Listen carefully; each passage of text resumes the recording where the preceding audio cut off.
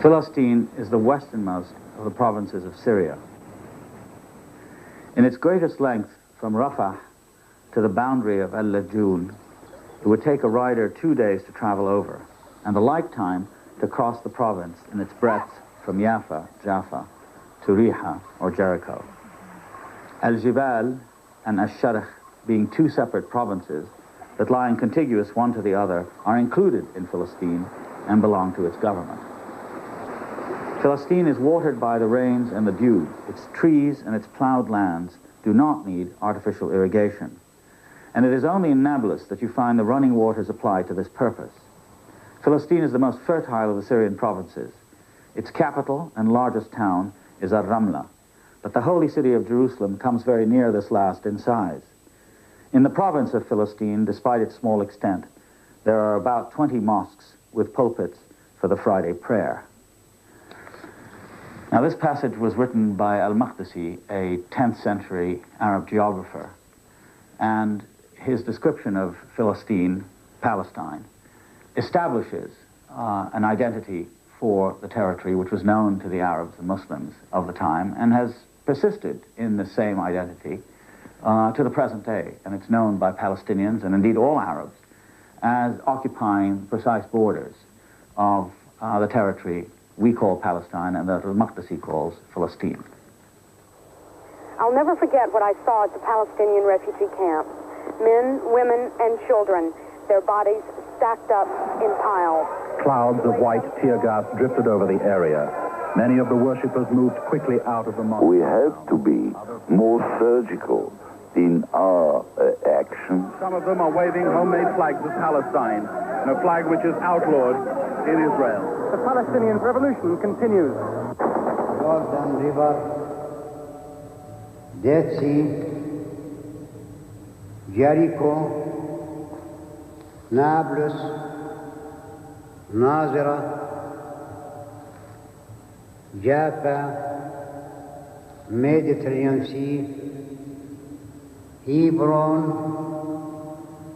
Zachariah, Bethlehem, Jerusalem, Palestine, all Palestine. Palestine is the name used since Greek and Roman times to describe the land at the eastern end of the Mediterranean between the sea and the Jordan River. For thousands of years, Palestine has been the crossroads of the Middle East, on the great trading routes that link the Orient with the Mediterranean, Africa with Asia. Palestine has been fought over countless times, and many civilizations have left their traces on a land steeped in history. Jericho is one of the oldest settled communities known to mankind. The ancient Jewish kingdom of David once flourished here, until destroyed by the Assyrians. The Phoenicians were superseded by the Romans, whose province of Palestina was made up of many major cities. The Arabs captured Palestine from the Byzantines in the 7th century, and the Abbasid dynasty succeeded the Umayyads. The Crusaders conquered the area at the end of the 11th century, and for 200 years a Latin kingdom ruled over part of the land, until falling to the Mamluk sultans from Egypt. In the 16th century, the whole region was absorbed by the Ottomans into the Turkish Empire, ruled from Constantinople. All these peoples and cultures have come and gone over the centuries, and all have left behind something marking their presence. The Palestinians see themselves as heirs and successors to this rich tradition. Palestine is something special, something unique about it, inhabited by the Philistines, who gave their name to the country, the ancient Jews, the Aramaic people. You have a variety of Semitics, Aramaic, Hamitics, blacks.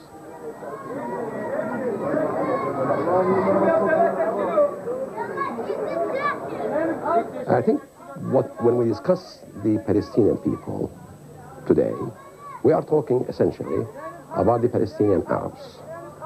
The Palestinian Arabs means Palestinian Arabs who are Muslims, Palestinian Arabs who are Christians, Palestinian Arabs who are Jews.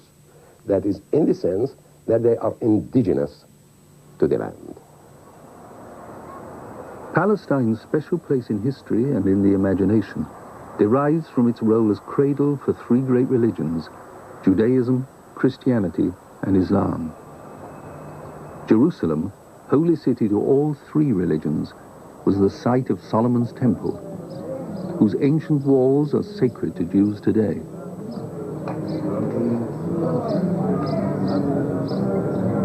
For Christians, Palestine is the Holy Land. For centuries, its shrines have attracted pilgrims from around the Christian world.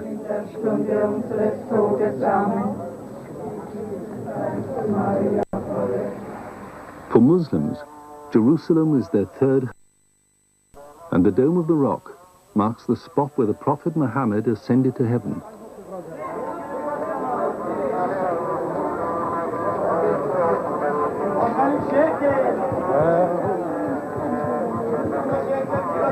Palestine is obviously not just another piece of land. It's the center for Judaism and Christianity, and has a lot to do with Islam. And it's the site of extraordinarily important occurrences for Western religion and civilization.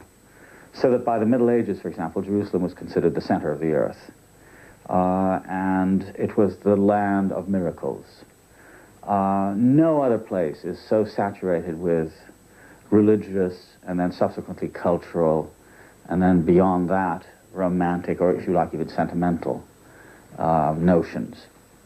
So I think it's the one place outside of the European metropolis where everyone has wanted to go, and not only just go, but also claim it for some cause, some sect, some idea.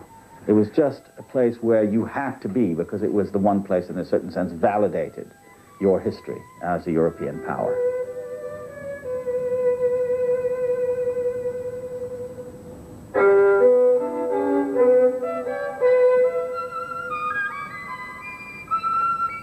In the last 200 years, the European obsession with the land of Palestine has developed into a cult of Orientalism. Writers, travelers, photographers, and painters have constructed an image of the romantic, exotic land of the Orient, reflecting their own fantasies and desires, inhabited by a mysterious people who've almost stopped in time.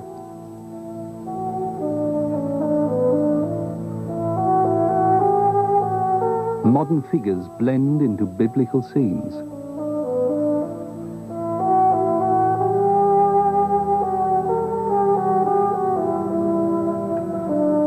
This perception of the Orient was a distortion of reality, but it helped to sustain and endorse Western colonial domination over the area. The Oriental cult justified the power of the West over the Orient.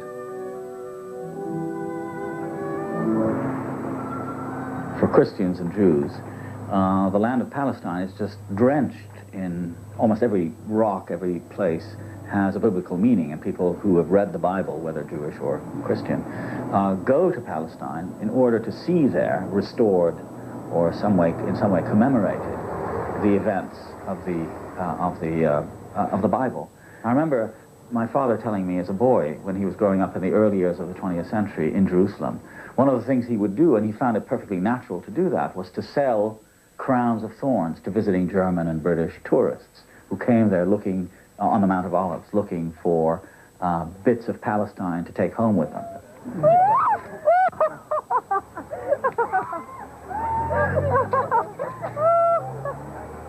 The tourists who flock to Israel today are the latest in the line of pilgrims and visitors who want to capture the spirit of the Holy Land. Lean back, lean back, lean back. It's just a pound coin. Unless the banks here can change. Hidden behind these myths and expectations lies the history of the indigenous people of the area, the Palestinians. For generations, the Palestinians have been primarily a settled people, living in villages and farming the land. The main activity was the citrus industry, and the principal trade was the export of oranges through Palestine's major port, Jaffa.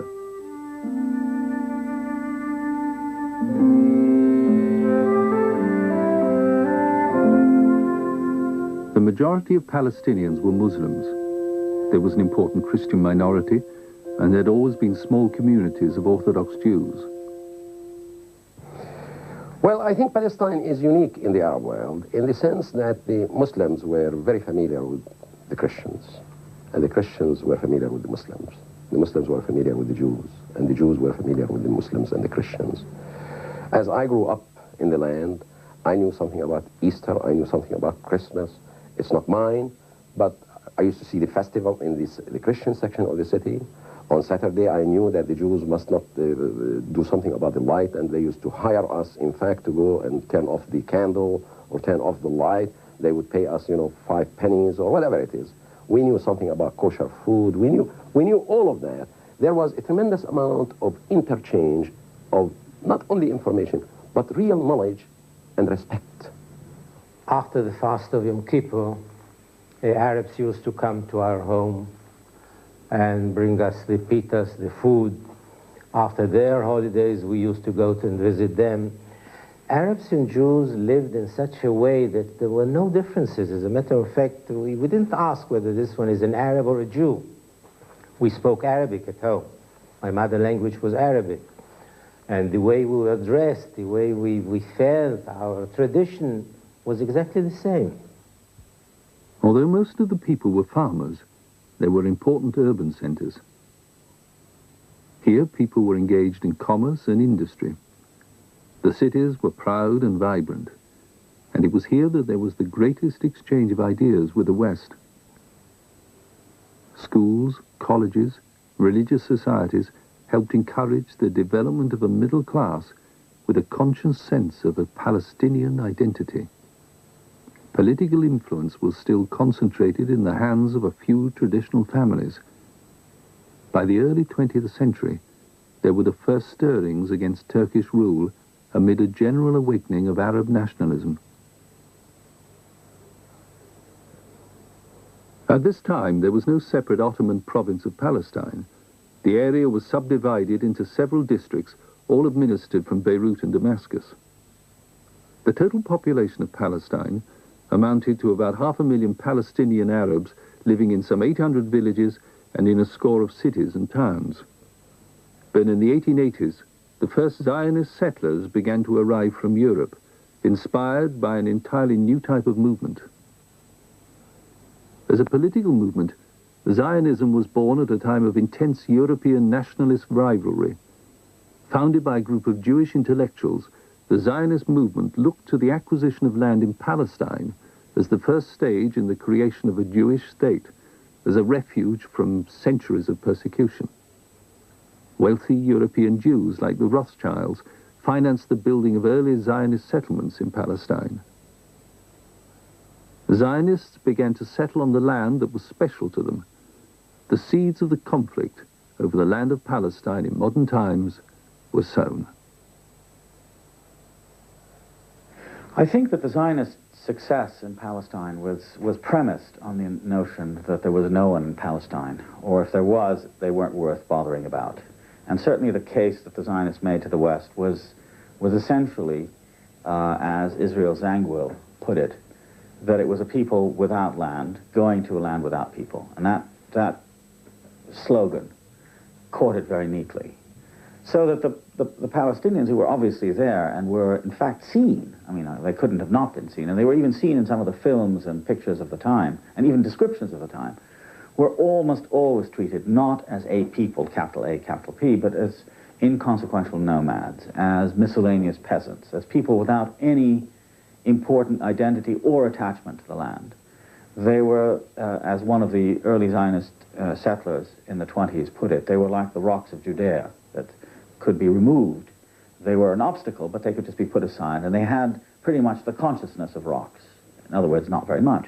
Clearly, the missionaries would have told the Zionists at the time that there are a people in Palestine, And therefore, the Zionists came up with the answer, yes, there are a people in Palestine, but they are backward, they are nomads, they are Bedouins, and therefore the act of Jewish settlement in Palestine would in fact be beneficial to these people. So they are not out to hurt the people, they are actually were out to benefit them. Much in the same way that European imperialist powers were selling their idea of civilizing the Afro-Asian, which justified the whole idea of colonial control of the Afro-Asian world. So in that sense, the Zionists shared with the Europeans an attitude of superiority based on a very deep sense of racism.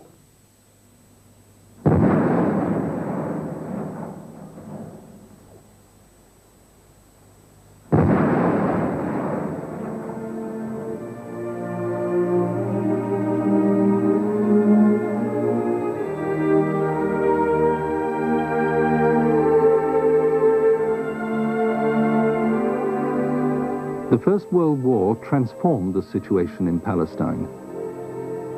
The British and French fought the Ottoman Turks, who were allies of Germany. In 1917, to divert attention from the stalemate on the Western Front, the British invaded Palestine. The Arabs had been offered independence from the Turks if they supported the Allied war effort. Many Arabs rose in revolt.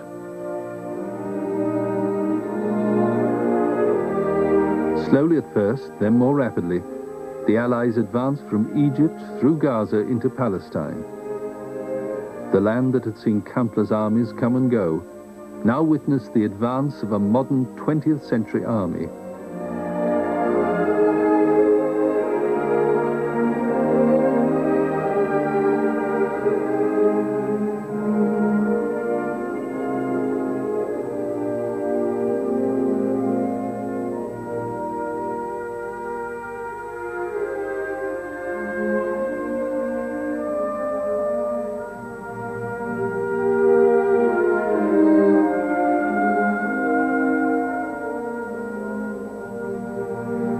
In December 1917, the British captured Jerusalem.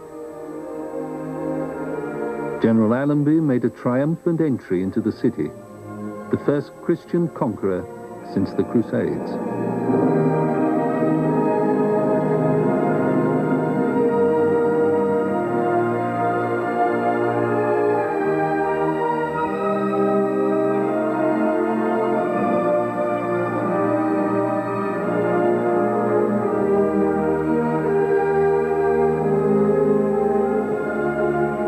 But the British had made other promises too. In November 1917, Foreign Secretary Balfour announced British government support for the establishment in Palestine of a national home for the Jewish people. This promise became known as the Balfour Declaration. The Balfour Declaration contained an important but apparently contradictory proviso that nothing shall be done which may prejudice the civil and religious rights of the existing non-Jewish communities in Palestine. The Balfour Declaration that promised or committed the British government to facilitate the establishment of a Jewish national home in Palestine, irrespective of the second provision of it, that the indigenous population's civil and religious rights will be protected, that silly phrase that the British used, without identifying the indigenous population in terms of their national identity and culture, clearly was understood by the Palestinians and by the Arabs in general exactly as it turned out to be. That is, it is a promise on the part of the British government, in fact, to facilitate the establishment of a Jewish state. In early 1918, the British military authorities allowed a Zionist commission to visit Palestine, led by Chaim Weizmann, who had helped negotiate the Balfour Declaration. The commission began to plan for the building of a Jewish homeland. The Palestinian Arabs, already suspicious about the designs of the Zionists, protested. To them, Zionism seemed to be bound up with British rule.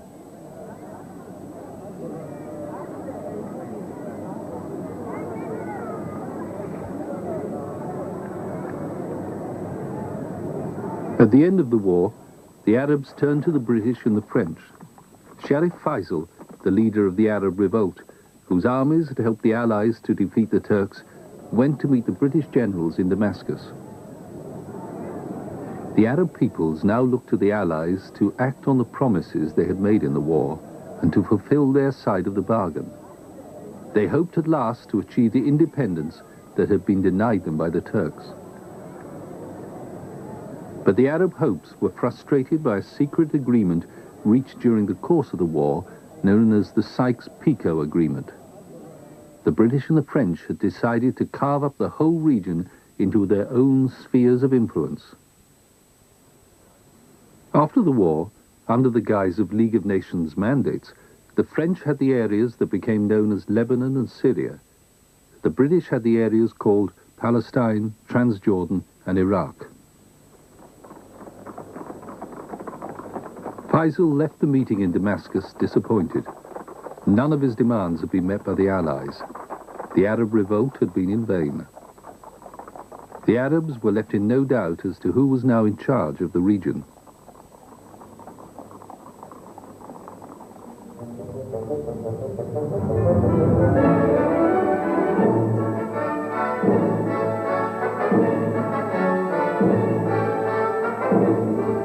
The terms of the mandate given to the British by the League of Nations were intended to encourage self-government, and elsewhere this happened. But in Palestine, the Balfour Declaration was enshrined in the terms of the mandate, committing Britain to securing the establishment of the Jewish national homeland in Palestine. The arrival of the first High Commissioner, Sir Herbert Samuel, was marked by protests amongst the Arabs. To the Palestinians, the mandate not only denied them the right to independence, but also legitimized the claims of another people to their land. And when the mandate was imposed on Palestine, we call it a mandate, I mean, that's another euphemism, you know, for colonial control. I mean, the British imposed their colonial control in the wake of the actual military occupation of Palestine. And regardless of the promises they have made to the Arabs, let's forget about that. In the pursuit of the Sykes-Picot Agreement and all the agreements they have made with European powers, they obviously intended to divide the Arab world, to control it, distribute it between it and France, and to establish in Palestine the Jewish national homeland. The history of the Palestinians was now bound up with British imperial policy. Their future was set on a course they neither wanted nor were consulted upon. The consequences were to be increasingly bitter.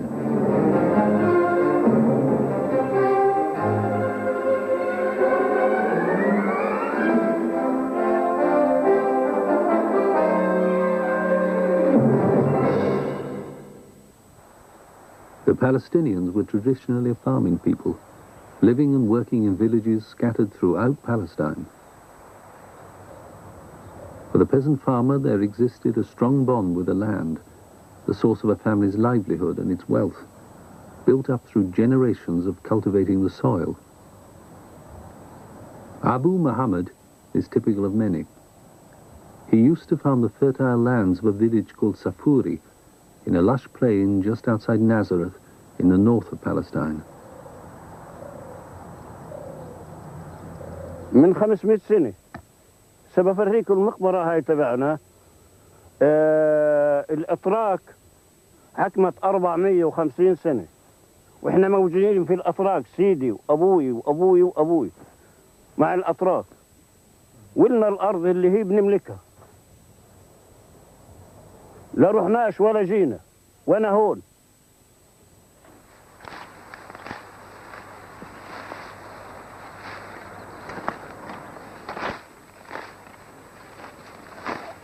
Centuries of working the soil gave to the Palestinian peasant farmer a strong sense of belonging to the land.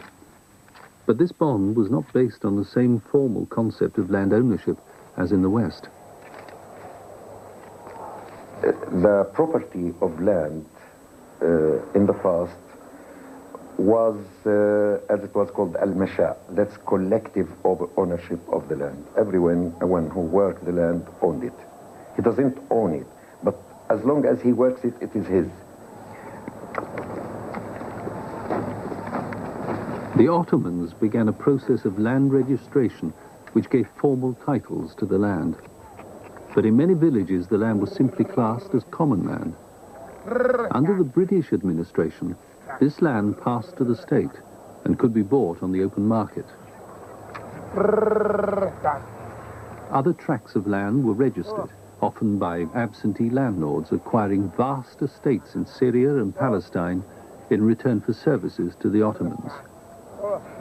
This land, too, could be sold quite legally, and there began a massive transfer of tens of thousands of acres from Palestinian farmers to Zionist settlers.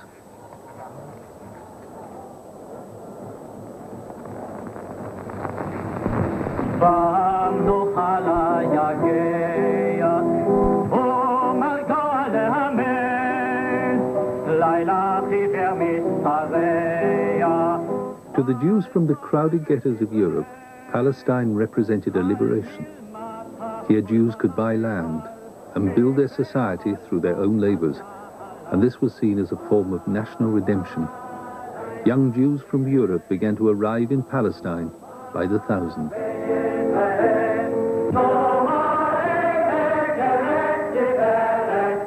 Each new settlement was seen as bringing the Zionist dream of building a Jewish homeland nearer.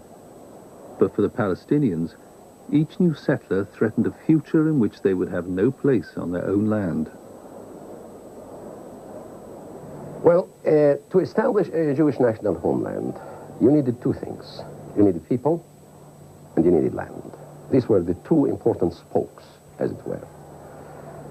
The people, obviously, were the immigrants, colonial settlers, who appeared, in fact, to the Palestinians as colonial settlers, much in the same way that British settlers in what used to be called Rhodesia or in South Africa. We viewed the Jewish settlements because it is composed of European people who spoke European languages. They are not indigenous Jews, and they came in the wake of the British administration that is committed to transform this. So we knew as Palestinians that the two things that are taking place, the increase in the Jewish population of Palestine, an increase that's coming from Europe, and second, they needed the land, okay?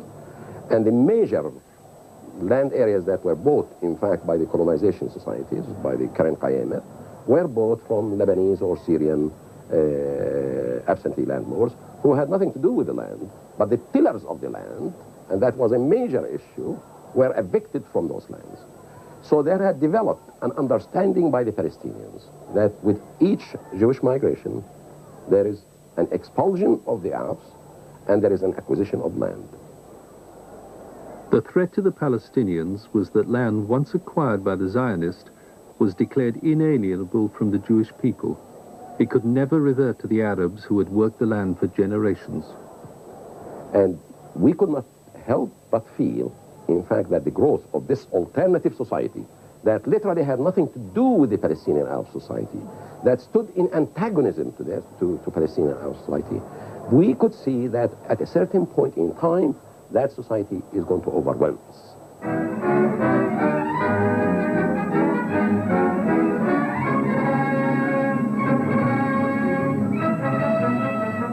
To finance the building of the Jewish state, hundreds of thousands of dollars had to be raised abroad. The call of Zion had to be loud and uncompromising. They are coming now to a land which accepts them as its own, and not merely as strangers to be tolerated. Tomorrow they will march to their work to build roads, to drill wells, and bring the hidden water to restore to Palestine's soil its long-neglected fruitfulness.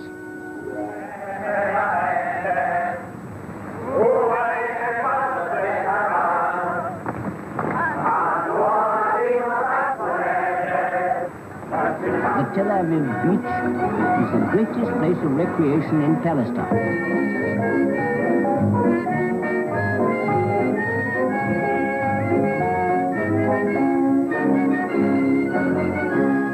This was a shock to the Palestinians, who began to be aware of the plans, the real plans of the Zionists who are coming to Palestine.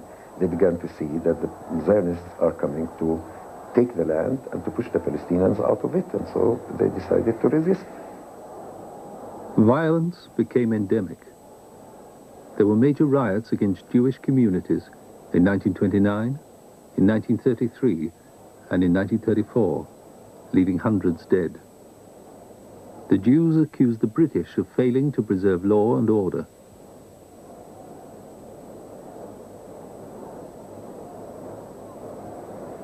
We had those uprisings in Palestine from time to time. Every year we had uprising, and it lasted sometimes for months. And we always heard about those heroes and the fighters that were fighting the British Army and then the Zionists.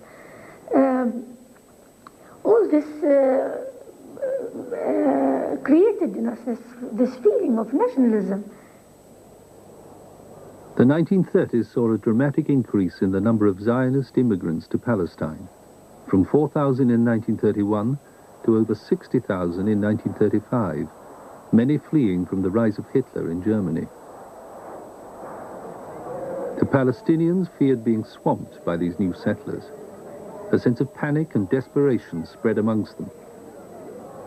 The leader of the Palestinian national movement was Haj Amin al-Husseini, the Mufti of Jerusalem, a religious dignitary. The Mufti took a hawkish line, arguing that compromise with Britain or the Zionists was impossible, and only armed resistance could save the day. His political rivals, the Nashashibi family, looked for forms of accommodation with both the British and the Zionists, but the time for compromise was running out. In April 1936, the Arab Higher Committee called for a general strike. The response was widespread, and the strike lasted a full 6 months, paralyzing much of the commercial life of Palestine. The general strike was followed by a major uprising which lasted from 1936 to 1939. Convoys were ambushed, government officials were murdered, outlying Jewish settlements were attacked. Fighters roamed the hills calling up local villagers as volunteers. Oil pipelines and railways were frequent targets for sabotage. The intention was to make Palestine ungovernable, and so this uprising was directed against British rule. We carried arms against the British and not against the Jews, because we regarded the British, that Britain was our main enemy. Because the British occupied our land, and we were asking for our freedom. Terrorism is turning into open revolt in Palestine, and British troops and police are up against a tough proposition. With every Arab a nationalist, any apparently peaceful citizen may be carrying a bomb, and to catch a murderer in an oriental city is like looking for a rabbit in a well-organized warren. Added to which, the Arabs have a perfect lookout system in their minarets. As the Mueddin call the faithful to prayer, by altering a few syllables undecipherable to Europeans, they can give warning of the approach of police and direct their friends below to safety. The British authorities responded with a huge clampdown on the Arab population. Massive roundups of suspects took place. ليش؟ مع ال36 كانوا يجوا طوقوا البلد ونزلوهن ويعتقلوا فيهن شهرين 3 5 سنة. أنا اعتقلوني سنة وروحت عدارنا عبستنا ما جابوش واحد غريب أخذوه. ليش كان المقاومة هاي؟ عشان إيش؟ المقاومة بدناش نطلع من بلادنا، أرضنا إلنا. Very frequently, the military would stage an operation around selected villages in areas where intelligence reports had come in that the leaders of the local Arab gangs were operating. And although I was a CID detective sergeant at the time, I was detailed on one occasion to go to accompany the Black Watch to Ain Karim with a list of our known suspects, and because I was an Arabic speaker, to interrogate them. We didn't have much success that day, but when the Black Watch searched the local church, they found a young man dressed up in girls' clothing in the belfry and brought him up for interrogation. I'm afraid some of the jocks got hold of him where to hurt him most, just to see if he was a girl. A village is being blown up in Palestine. This is one instance of energetic measures being undertaken to stamp out terrorism. From the village of Miyar, shots were fired at British troops. The villagers declined to surrender the culprits or the rifles, so it was a case of reprisals.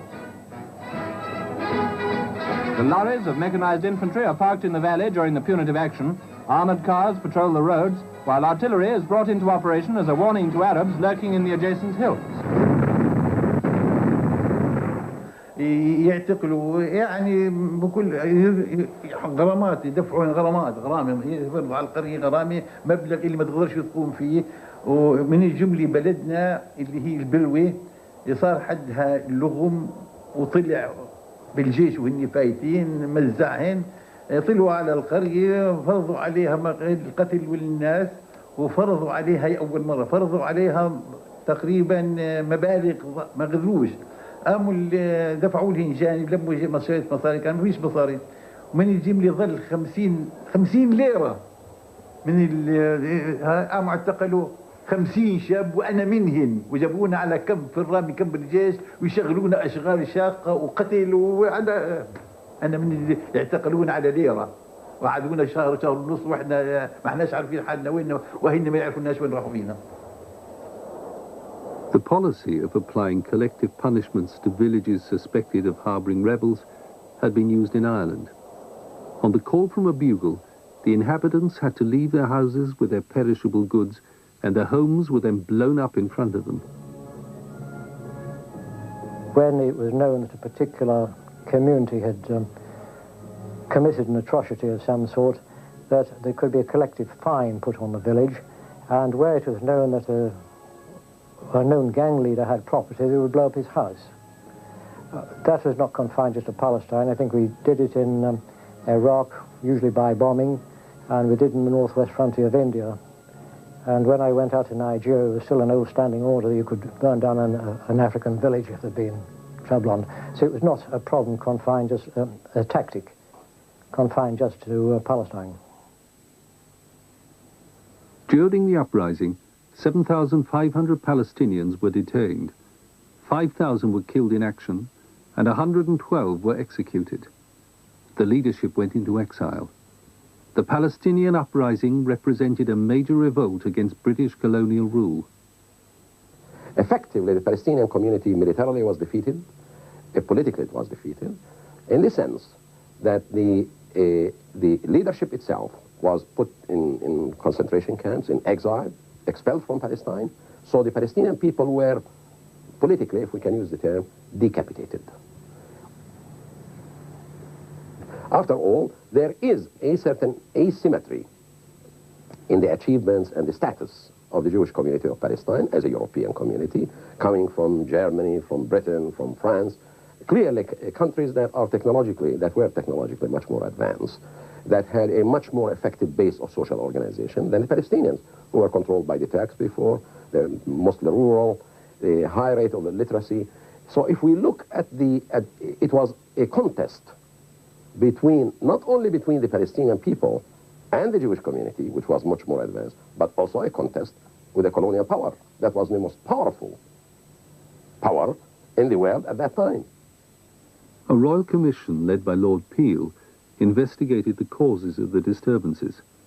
It concluded that the Palestinian problem was fundamentally a conflict of right with right.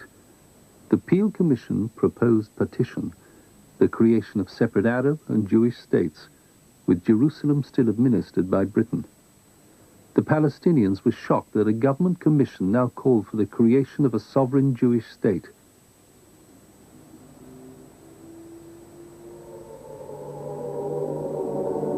In September 1939, Europe was again engulfed in war. Once more, events in Palestine were to be overtaken by what happened elsewhere. For strategic reasons, the British decided to placate the Arabs and to severely restrict Jewish immigration into Palestine. The Jewish community responded with outrage. The British seemed to be reneging on the promises of the Balfour Declaration. The Zionists encouraged a policy of illegal immigration, and the first ships beached on the shores of Palestine on the eve of war. In occupied Europe, the Germans rounded up millions of Jews along with enemies of Nazism. Then, turning to what they called the final solution of the Jewish problem, the Nazis began a process of extermination, of genocide. In the death camps, a total of 6 million Jews were systematically gassed and burnt. When the facts of the Holocaust emerged, the world shuddered at the tragedy of the Jewish people. For many, the moral case for a Jewish state was now unanswerable. I think the greatest problem, both for the Palestinian and for the Israeli and Jew in the world, whether Israeli or not, is somehow to make causal sense of the relationship, on the one hand, between what happened to the Palestinians, dispossession, exile, occupation, the shattering of Palestinian society, to connect that to the Holocaust. And Palestinians say, we played no role whatever in the Holocaust. Why are we asked somehow to uniquely to pay the price of the sacrifice of our land, indeed of our identity and patrimony, as restitution for this? And the Jew is asked also to confront the connection, which is, as the victims of the Holocaust, we are the people who have inflicted upon another people, I won't say another Holocaust, it would be wrong to say that, but we've inflicted upon another people a truly appalling fate. And we here are no longer the victims. We are the people who have taken the role of the oppressor. And that's a very difficult rather, equation for both Palestinians and Jews to deal with. In the years after the war, the British continued to impose restrictions on the immigration of Jews from Europe. To the Zionists and their powerful sympathizers in America, this policy seemed inhuman, barbaric in the light of what had happened to the Jews, widely discrediting Britain's position in Palestine. Illegal immigrants were rounded up and sent back to Cyprus, some even back to Germany. Now it was the Zionists who took the offensive against British policy. The Zionist underground groups launched a campaign of violence to oust the British from Palestine. In July 1946, 91 people were killed when the King David Hotel was blown up. There were frequent attacks upon the British in Palestine, against the army, against civilians, against, when King David was blown up, all the employers and were blown up in that hotel. We were shocked, of course, something new for us. This kind of warfare. We felt it was treacherous. And we couldn't explain it because we knew that the British had helped the Jews in all ways. They gave them much of the land in Palestine. They handed it over to the new settlers. They helped them in many ways, and we knew that. So we couldn't explain how the Jews were now attacking the British. Britain leads in an 11th-hour drive to settle a dangerous problem. Mr. Attlee and Foreign Minister Bevin open the Palestine conference. Britain was keen to carry America along with it. But a pro-Zionist stance by President Truman put Britain's relationship with America, so crucial to post-war reconstruction, under great strain. For Bevin, Palestine became an obsession. You must remember that Bevin had been a trade unionist all his life. And he regarded, when he first came into office anyhow, he thought of international disputes as having the same character as industrial disputes. In other words, they must be solved by some sort of compromise. There was no other way. Now, that's a false narrative, of course. All decent people must have been horrified by the murder by Jewish terrorists of the two British sergeants, Mervyn Pace and Clifford Martin. Their funeral took place at the Ramleh Cemetery with full military honors. The two sergeants, kidnapped as hostages, were hanged as a reprisal, the sort of cruelty once commonly indulged in by the Nazis. Until the appalling situation in Palestine is cleared up, unspeakable outrages may well continue.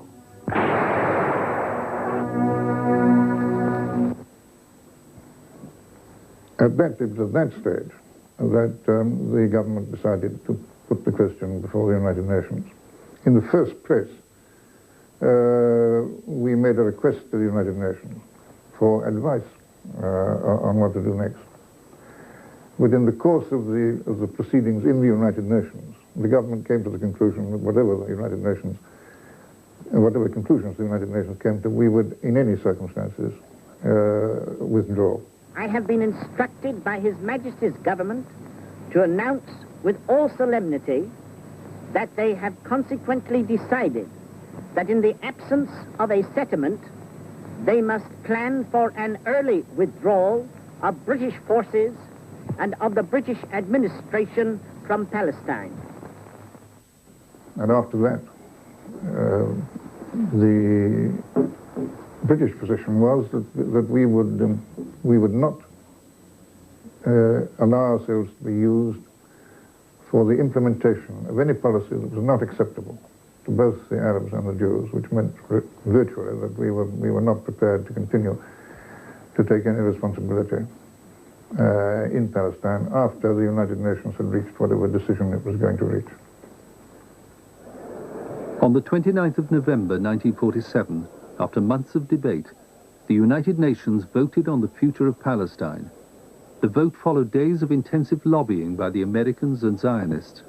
The recommendation was that Palestine should be partitioned. The Zionists welcomed the creation of a Jewish state. The Palestinians were aghast. The result remained uncertain until the final voting. You all know how to vote. Those who are in favor will say yes, those who are against will say no. And the abstainers, always they know what to say. We will start it now. Afghanistan, no. Argentina, abstention. Australia, yes.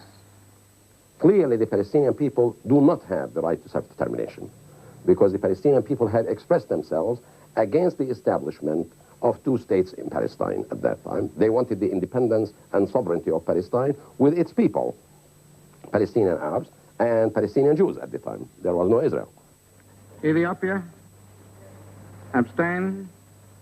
France, yes. The Zionists in the public gallery had expected the French to abstain. That you will not have any interference on the voting, on the debate.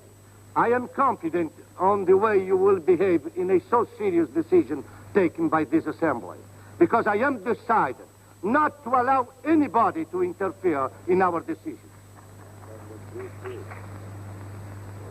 Well, I think the partition resolution that was adopted by the General Assembly of the United Nations, in the first place, it was adopted by a General Assembly that was dominated by the same colonial powers that had endorsed the Balfour Declaration. You know, the representation of the Third World and the colonized was minimal at that time in the United Nations, and the powers, the few Afro-Asian powers, about 5 or 6, that were members of the UN, in fact, voted against. South Africa, yes. Soviet Union, yes. United Kingdom, abstain. The United States, yes. Uruguay, yes. Venezuela, yes. 6. Okay. The resolution of the Dutch Committee for Palestine was adopted by 33 votes, 13 against, 10 abstentions.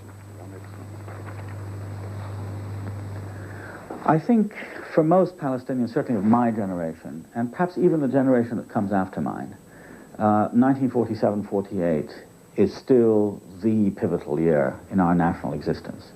It is, after all, the year when, in a concerted way, the West, let's say the outside world, made its first massive intervention in our affairs with the partition resolution in November of 1947. It's the before and the after year, if you like. The British were leaving Palestine, and the Zionists now had international backing for the creation of a Jewish state. For the Palestinians, the nightmare that had begun half a century earlier looked like becoming a reality.